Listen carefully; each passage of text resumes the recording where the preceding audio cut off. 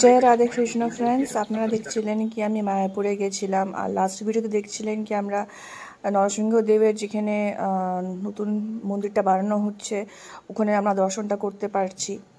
আর আজকে আমাদের লাস্টে কেউ কি আমরা ওখান থেকে আজকে চলে আসব, তাই কিন্তু আমরা ওখানে নরসিংহদেবের সিংহাসনটা দেখিয়ে নিয়ে তারপর মেন মন্দির রাধাকৃষ্ণ মন্দিরের দর্শন করে নিয়ে তারপর কিন্তু এখন 2টা বেজে গেছে। আর এখন কিন্তু হচ্ছে আমাদের খাবার টাইম। আর হচ্ছে আমরা আগের থেকে টিকিট কেটে রেখেছিলাম, এটা গদাভবনের টিকিট কেটেছি, তাই এখানে আমাদের 150 টাকা লাগছে। আর এখানে কিন্তু আমরা পৌঁছে গেছি, লাইন কিন্তু বেশি ছিলই না, একদম অল্প ছিল, ছোট দেখে লাইন, তাই কিন্তু তাড়াতাড়ি ঢুকতে পারছি। আগের দিনের মতো লম্বা লাইন কিন্তু দাঁড়াতে হয়নি আমাদেরকে। আর এই যে আমাদের এখন কিন্তু থালা বাসন চলে আসছে, যেখানে দেখতেই পাচ্ছেন 6টা বাটি কিন্তু দিবা, আর হচ্ছে একটা কি বলে কলা পাতা আছে। আর ওখান থেকে কিন্তু আপনার আগে খাওয়া দেওয়ার আগে কিন্তু হচ্ছে রাধাকৃষ্ণের নাম নেওয়া হয়, হরে কৃষ্ণ হরে রাম কিন্তু বলা হয়। ওর পরে কিন্তু ওখান থেকে খাওয়া পরিবেশন ওরা নিজে থেকেই করে দেয়, আমাদের কিন্তু লাইন দাঁড়ায় নিয়ে খাওয়া কিন্তু নিতে লাগবে না, এখানে ওরা নিজের থেকে এসে কিন্তু সার্ভ করছে। তো আগে কিন্তু গাজর আর লেবু টেবু সব চলে আসলো, আর ওর পরে কিন্তু ভাত দেওয়া হচ্ছে। আপনারা এখানে যত ইচ্ছা তত নিতে পারেন, মানে আপনার যদি কোয়ান্টিটি আর একটু বেশি লাগে পরে আপনাকে আবার জিজ্ঞেস করা হবে, আপনার আবার দেওয়া হবে।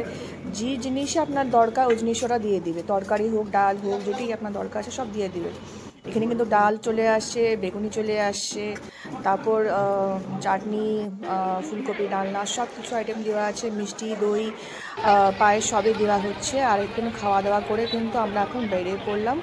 এই যে এখন আমরা যাওয়ার পালা, এখন আমরা বাইরে চলে আসছি, যেতে একদমই ইচ্ছা করছে না কিন্তু তাও যেতে লাগবে। আর আশা করছি তাড়াতাড়ি আবার যাব, আবার রাধাকৃষ্ণ দর্শন করতে পারবো। আর এই যে আজকের মতো তাহলে এই অবধি, এই যে মায়াপুর আমাদের লাস্ট ভিডিওটা।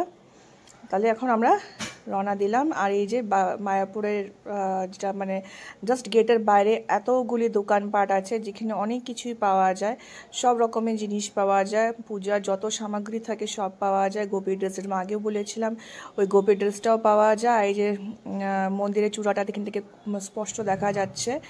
আর এখানে দেখতে পাচ্ছেন টোটো কিন্তু অনেক আছে, যেখানে আপনারা যেতে পারেন, গোশালা মোড় এখান থেকে যেতে পারবেন।